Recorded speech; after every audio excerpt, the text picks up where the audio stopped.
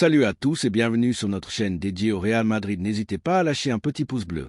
Si vous appréciez notre contenu, n'oubliez pas de vous abonner pour rester informé de toutes les actualités concernant votre club préféré. Dans cette vidéo, nous avons 3 nouvelles concernant notre club adoré. Allons-y avec la première.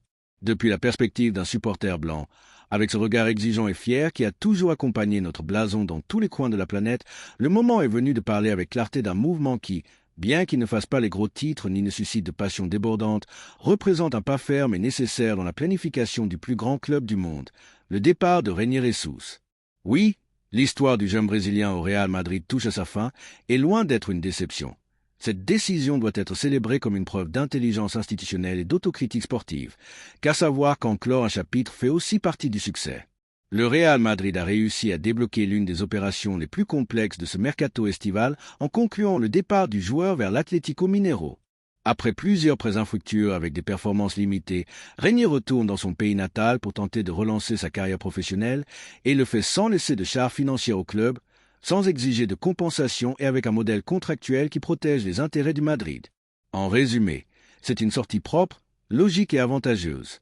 Reinier est arrivé à Chamartin en tant que jeune promesse du football sud-américain, avec une projection qui avait enthousiasmé plus d'un supporter à l'époque. Cependant, les chemins du talent et de la performance effective ne se croisent pas toujours. Lors de son passage en Europe, et plus précisément lors de ses prêts en Allemagne, en Espagne et en Italie, le Brésilien n'a pas réussi à s'imposer ni à justifier les espoirs placés en lui, que ce soit par manque de continuité, des problèmes d'adaptation ou tout simplement parce que son niveau n'était pas à la hauteur des attentes. La vérité, c'est que Reinier n'a jamais été à la hauteur de ce que représente le fait de porter le maillot du Real Madrid. Et cela, Madridista, n'est pas une critique cruelle, mais une constatation froide et nécessaire pour continuer à progresser. Il est revenu cet été à Valdebebas, sans place claire, sans aura, sans véritable rôle dans le projet sportif. Selon certaines sources, son intention initiale était de continuer à se battre pour une opportunité, de rester lié au club et de prouver sa valeur. Mais le Real Madrid n'est pas un club pour les sentimentalismes ni pour les expériences prolongées. Le club a compris, avec lucidité et sérénité, que l'étape de Reinier devait se terminer, et il a agi en conséquence. L'accord conclu avec l'Atlético Mineiro prévoit un prêt d'une saison, avec la particularité que le club brésilien prend en charge l'intégralité du salaire du joueur, estimé entre 77 000 et 150 000 euros par mois. Mais ce n'est pas tout. Le Real Madrid conserve 50% des droits sur une future vente. Qu'est-ce que cela signifie? Que si le joueur retrouve le niveau qu'on lui a un jour supposé, le club blanc pourrait encore bénéficier économiquement de son évolution. En d'autres termes, on clôt un cycle, mais sans renoncer totalement à un possible retour de valeur, une manœuvre mesurée qui allie fermeté et vision stratégique. Certains médias qualifient déjà Reinier comme l'un des recrutements les moins rentables de ces dernières années. Ils n'ont peut-être pas tort. Ce qui est certain, c'est que Reinier, comme d'autres talents précoces venus d'Amérique du Sud, n'a pas réussi à s'intégrer dans la machine exigeante du football européen. Il a brillé au Brésil, suscité de grandes attentes et signé un contrat que beaucoup considéraient comme visionnaire. Mais le terrain a le dernier mot. Et dans ce cas, le résultat a été décevant. Ni en Allemagne, ni en Espagne, ni en Italie n'a réussi à franchir ce palier décisif. Il est resté un joueur anecdotique, marginal, sans impact réel dans les équipes qu'il a traversées. En partie parce que la pression de performer dans des clubs exigeants n'est pas facile à gérer. En partie parce que le rythme et la compétitivité du football européen sont d'un autre niveau. Le Madrid, avec son standard d'excellence intransigeant, ne peut pas se permettre d'attendre indéfiniment qu'une promesse explose. Le temps au Real Madrid ne se donne pas.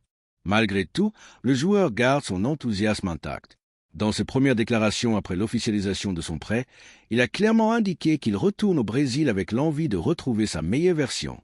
Un retour à ses racines qui, pour beaucoup de footballeurs, signifie une renaissance footballistique et émotionnelle. À Belo Horizonte, il aura la continuité dont il avait tant besoin, et il le fera sans l'ombre du plus grand blason du monde pesant sur chacun de ses pas. Peut-être est-ce ce dont il avait besoin depuis le début. Pour le Real Madrid, cette opération représente bien plus qu'un simple prêt. C'est l'aboutissement d'une autocritique que le club a appris à exercer avec responsabilité.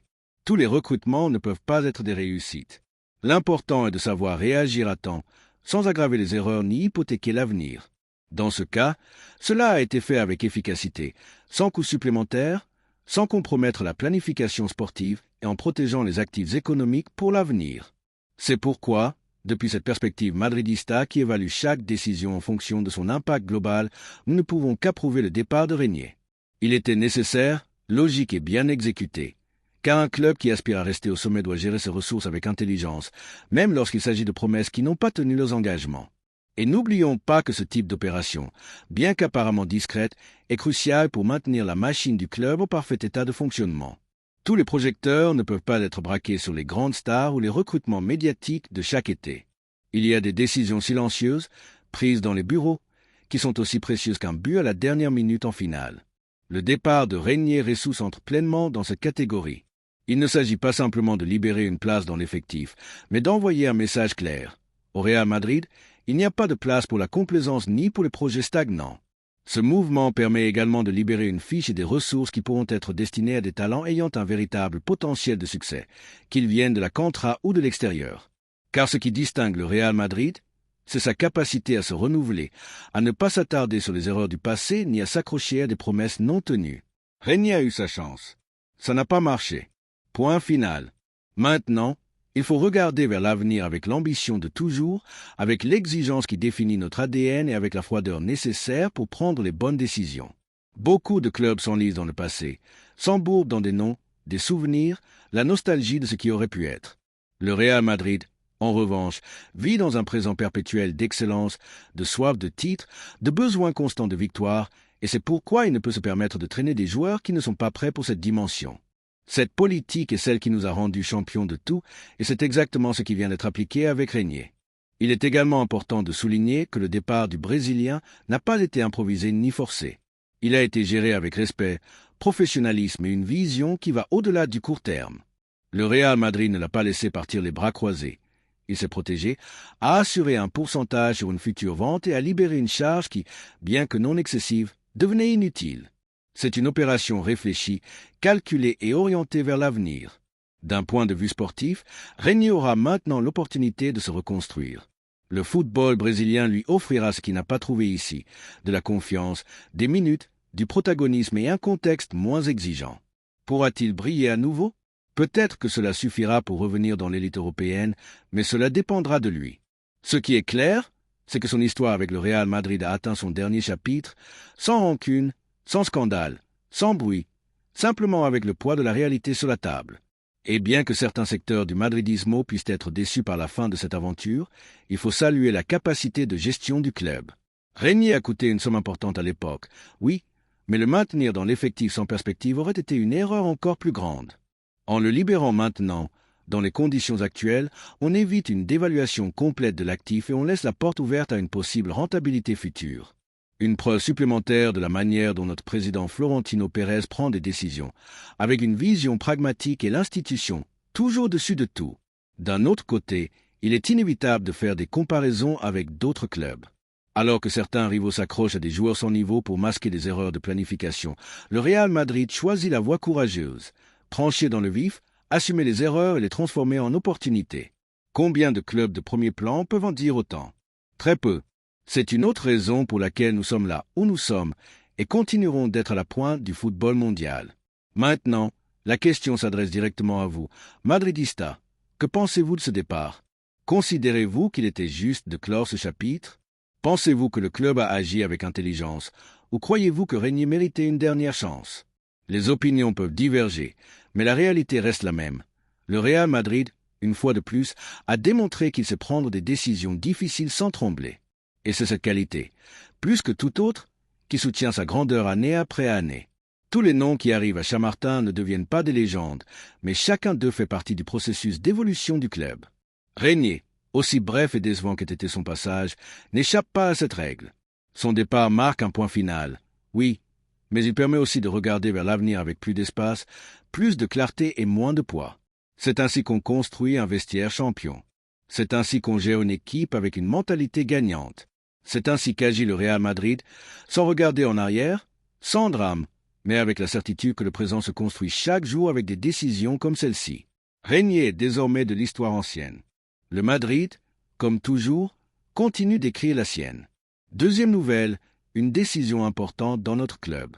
Depuis la fierté que représente notre blason et avec le regard toujours tourné vers l'avenir, il est temps de prêter attention à une nouvelle qui, bien qu'elle puisse sembler mineure dans le bruit du mercato estival, cache une opération stratégique avec un parfum de succès à moyen terme. Le Real Madrid, ce géant qui ne dort jamais lorsqu'il s'agit de planifier son effectif, a fait un nouveau pas en avant dans sa politique de recrutement de talents avec un objectif clair. Renforcer sa défense avec intelligence, vision et ambition. Le nom qui émerge aujourd'hui dans les bureaux de Valdebebas est celui d'Eoscar Nazé-Oppong, une pépite encore à polir mais qui a le profil parfait pour devenir une réussite. Nazé, âgé de seulement 20 ans, évolue actuellement à Grenade, où il a alterné entre l'équipe première et l'équipe réserve. Son irruption dans le football professionnel n'est pas passée inaperçue aux yeux des recruteurs blancs, qui ont jeté leur dévolu sur ce défenseur central au physique imposant, doté d'une lecture de jeu intelligente et d'une surprenante capacité technique pour sortir le ballon de l'arrière. Le Real Madrid, toujours attentif au mouvement du marché, a détecté en lui non seulement un projet de défenseur pour le Castilla, mais aussi un futur pilier de la défense de l'équipe première si son évolution suit la trajectoire qu'il montre actuellement. Ce n'est pas un hasard si le plus grand club du monde porte maintenant son attention sur ce profil. À Chamartin, on est convaincu que les recrutements d'avenir doivent répondre non seulement à un besoin immédiat, mais aussi à un plan à long terme garantissant stabilité, compétitivité et qualité. Nazé-Oppong incarne parfaitement cette philosophie. Il s'agit d'un footballeur qui, par ses caractéristiques physiques et techniques, rappelle les grands défenseurs centraux qui ont marqué l'histoire du Real Madrid. Avec une envergure respectable, un bon jeu aérien et du courage dans les duels individuels, sa projection est aussi prometteuse que réaliste. Dans les bureaux, on travaille avec patience, sachant que ce type d'opération doit être géré avec intelligence. Nazé est sous contrat avec Grenade jusqu'en 2028, mais sa clause libératoire, qui s'élève à environ 10 millions d'euros, représente une opportunité inestimable pour le Real Madrid. C'est une somme parfaitement abordable pour le club, surtout compte tenu du potentiel de revalorisation que ce joueur peut avoir s'il se forme dans l'écosystème compétitif et élitiste de Valdebebas. Dans ce contexte, on ne parle pas seulement d'une arrivée pour l'équipe réserve, mais d'un projet avec des chances réelles de percer dans l'élite si le travail est bien fait. Le Real Madrid a une vision claire. L'avenir ne s'attend pas, il se construit. Et si notre club a prouvé quelque chose au cours de la dernière décennie, c'est qu'il sait construire mieux que quiconque. Avec des joueurs formés à la maison ou détectés avant qu'ils n'explosent, Valdebebas est devenu une véritable usine à talent. La possible arrivée de Nazé ne fait que renforcer ce modèle qui nous a donné tant de succès. Question aux supporters. Que pensez-vous de ce mouvement? Croyez-vous que ce jeune défenseur central peut devenir une pièce clé pour l'avenir du club? Trouvez-vous cette stratégie, mêlant présent et avenir, judicieuse? L'histoire récente nous a montré que faire confiance aux jeunes talents et les former en interne porte ses fruits. Et si l'on ajoute à cela l'instinct de notre club pour dénicher des pépites avant tout le monde, l'opération Nazé pourrait bien être une nouvelle histoire de succès écrite en blanc. Troisième nouvelle, une bombe au Real Madrid. Aujourd'hui, il est temps de s'arrêter pour réfléchir à une décision qui, sans faire grand bruit, confirme une fois de plus pourquoi le Real Madrid est synonyme de stabilité, de vision à long terme et d'autorité institutionnelle. La direction du club a définitivement bouclé son effectif pour cette saison, et elle l'a fait avec fermeté, sans hésitation, avec l'élégance discrète de ceux qui ont un plan clair, structuré et basé sur la confiance en ce qui a déjà été construit. Car s'il y a une chose que Florentino Pérez a encore démontré, c'est qu'ici, on n'improvise pas. Dans un été où de nombreux clubs se sont laissés emporter par le chaos du marché, signant des joueurs à tout va et dépensant des fortunes pour des titres ronflants, le Real Madrid a opté pour quelque chose qui semble révolutionnaire à notre époque, la cohérence. Et il n'y a pas de meilleure preuve de cohérence que de fermer l'effectif alors qu'il reste encore du temps pour recruter. Car quand vous savez que vous avez ce qu'il vous faut, vous n'achetez pas pour acheter. C'est le chemin qui fait la différence entre les projets qui brillent une saison et ceux qui dominent des époques. Et quel club, sinon le nôtre, peut se vanter de cela? Florentino Pérez, avec la sérénité qui le caractérise, a transmis à Carlo Ancelotti qu'il n'y aura ni arrivée ni départ supplémentaire. Ce message s'adresse non seulement à l'entraîneur, mais aussi à l'entourage, aux médias et aux supporters. Le projet est consolidé, il n'y a pas besoin de le modifier. Nous faisons confiance à ce que nous avons, et s'il y a une chose qui définit le président du Real Madrid, c'est sa capacité presque chirurgicale à anticiper le bruit médiatique, les impulsions du marché à agir avec une vision d'avenir. Question aux supporters. Que pensez-vous de cette décision de fermer l'effectif avant la fin du mercato? Ne trouvez-vous pas que c'est un nouvel exemple de l'intelligence et de la sérénité avec lesquelles notre club est géré? N'est-ce pas une raison d'être fier de voir le Real Madrid rester un phare de sérieux, de planification et de grandeur dans un football souvent guidé par les caprices et les urgences? Le chemin est tracé. Tous ensemble, avec le maillot blanc bien ajusté à l'âme, avec la fierté d'être madridista inscrite dans chaque battement de cœur, il est temps de ramer dans la même direction. Car lorsque le club fait bien les choses depuis les bureaux, l'histoire nous enseigne que ce qui suit est généralement glorieux. Et cette année, madridista, tout indique que nous allons encore écrire l'histoire. Merci d'avoir regardé cette vidéo et j'espère que cette vidéo vous a plu. N'hésitez pas à lâcher un petit pouce bleu, vous abonner à la chaîne et à activer la cloche pour ne rien manquer des prochaines vidéos.